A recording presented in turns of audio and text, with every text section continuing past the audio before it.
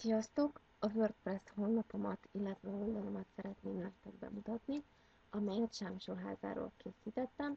Sámsonháza egy kis falu, Nógrád megyében található, Salgótarján és Pásztó között, 90 km-re Budapesttől.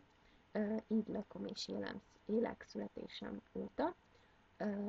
A célom volt tehát bemutatni a falut, a látványosságokat, illetve nem titkolt célom, hogy esetleg turisták és látogatók gyűjtése a faluba.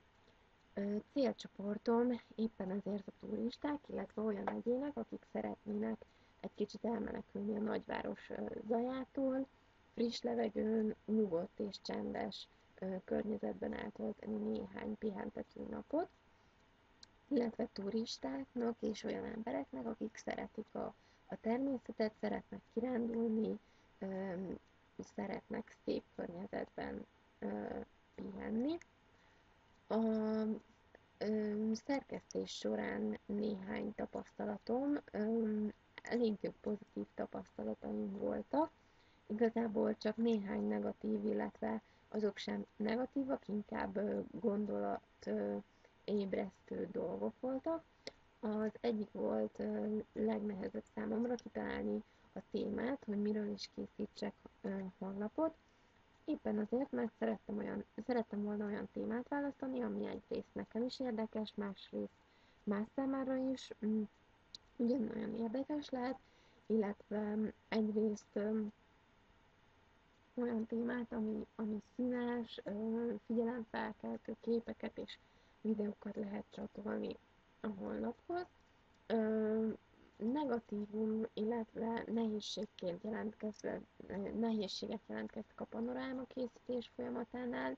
Ezekről a későbbiekben részletesebben fogok beszélni, valamint az is számomra nehezebb dolgot jelentett, hogy hogyan is nézzen ki maga a honlap, hiszen szerettem volna minél figyelemfelkeltőbbre készíteni, minél színesebbre és érdekesebbre készíteni a honlapot, és akkor lássuk is, hogy hogyan alakultak a dolgok. Legelőször a megjelenését a honlapnak szerkesztettem. A sablon 0-2011 elnevezésű sablont választottam, úgy gondoltam, hogy ez elég egyszerű, illetve áttekinthető, a témám szempontjából is elég jól illik, és a widgeteket, menüpontokat, oldalakat is úgy jelenítettem meg, ahogy azt én elképzeltem. A menüpontoknál a különböző oldalakat, illetve aloldalakat társítottam a menükhöz.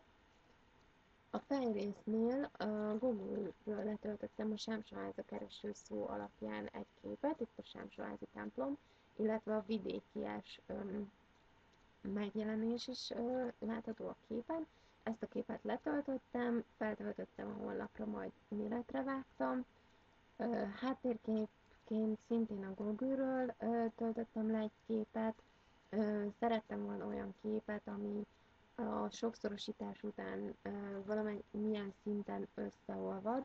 Ez nem sikerült hiánytalanul, úgy gondolom azonban, hogy itt a honlapon látható, hogy nem túl zavaró a háttér, és a fű, illetve a zöld mindenképpen a természetet nagyon jól szimbolizálja és megjeleníti. Widgetek közül elsőként egy szöveg widgetet alkalmaztam, melyen belül is Benedek Elek idézetet írtam le, a faluról szól az idézet, és így látható a honlapon konkrétan. Második widgetként a falu címerét választottam, aminek az URL címét beillesztettem a két widgetbe, és ez a következőképpen jelenik meg a honlapon. Harmadik widgetként regisztráltam az About Me elnevezésű honlapra. Itt létre lehet hozni profilt, képet lehet feltölteni, stb. És létrehoztam a profilomat képpel, a nevemmel, pár információval, és ez pedig így jelenik meg a honlapon. További widgetek voltak a keresés, a naptár és az archívum funkciók, illetve az egyéni menük között megtalálhatóak azok az oldalak, amelyek itt belül is a menüpontokban megtalálhatóak. Bejegyzésként elsőként egy szavazást illesztettem be, véleményezést a honlappal kapcsolatban, hogy a látogatóknak mennyire tetszik. Második bejegyzésként egy üdvözletet raktam, ahol igazából bemutatom nagyon röviden, hogy miről szól a honlap, illetve belinkelem a falu hivatalos honlapját is. Látszik, hogy ez az oldal még feltöltés alatt, de nagyon sok hasznos információ is megtalálható, legtöbb képet, illetve információt én is erről a honlapról illesztettem be. A különböző oldalakon a faluról oldalnál a települést mutattam be szöveges leírással, illetve néhány képet illesztettem be. A falu története szintén ezzel a technikával készült. Látható, hogy itt már nyilván a témához kapcsolódóan régebbi típusú képeket illesztettem be. A látnivalóknál szintén szöveges részek, illetve képek beillesztése működik. A képeket szintén Google képkeresőről, a honlapról, illetve saját készítésű képeket is beillesztettem az oldalra, illetve az egyik látnivalónál, konkrétan a Körösi Csoma Sándor emlékparknál az emlékpark honlapját is belinkeltem. Itt a látogatók még több információhoz juthatnak, még több képet nézegethetnek, konkrétan az emlékparkról. A szálláshelyeknél bemutatom azokat a szálláshelyeket, amelyek Sámsóházan, illetve a környékén találhatóak.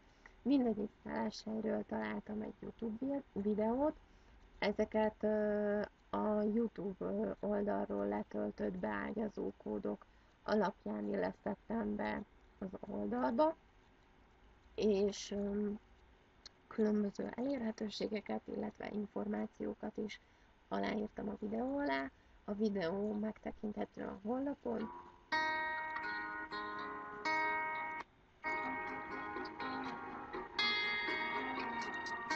Nem kell tehát a YouTube-ra átlépni, hogy megnézhessék a látogatók a videókat.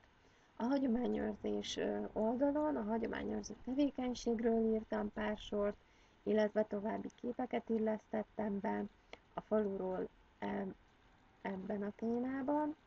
A galéria oldalon találhatóak a saját, illetve más panorámaképek. Saját panorámaképeimet a 360 Cities oldalra tettem, és ezt illesztettem be, majd címet adtam a linkeknek.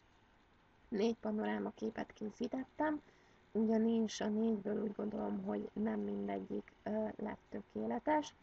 Itt a problémám egyrészt az eszköz használattal adódott, miszerint nem volt olyan eszközöm, amivel konkrét 360 fokos panorámát tudtam volna készíteni, így próbálkoztam először azzal a módszerrel, amelyet a tanár úr javasolt, hogy 9-11 képet fényképezünk nagyjából 30%-os átfedéssel, majd ezeket illesszük össze.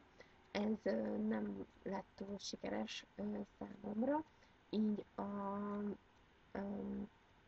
a fényképezőgépen panoráma segédletét használtam fel, amely úgy dolgozik, hogy az első képnek a 30%-át homályosan megtartja, és azt a következő képhez lehet illeszteni.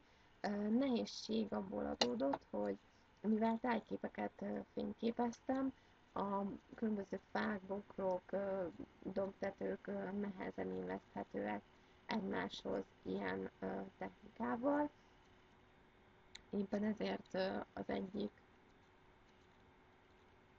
panorámaképen nem is lett teljes mértékben jó. Látható, hogy a képeket a Panoráma stúdióval illesztettem össze, ezek után töltöttem fel a 360 Cities-re, ahol aztán találtam 2 további panorámaképet az egyik látnivalóról, a Körösi Csoma emlékparkról, amit szintén belinkeltem a honlapra, illetve a régi képeket lehet megnézni a falu honlapjáról. ezt szintén linkeltem a galériába. A névjegy oldalon pedig a saját nevemet lehet megtalálni, egy e-mail címet, hogyha valaki esetleg valamilyen kérdéssel fordulna hozzám, illetve maga a falu Facebook oldalát is belinkeltem, ahol bejelentkezés után lájkolhatjuk az oldalt, illetve további információkat és képeket találhatunk az oldalról.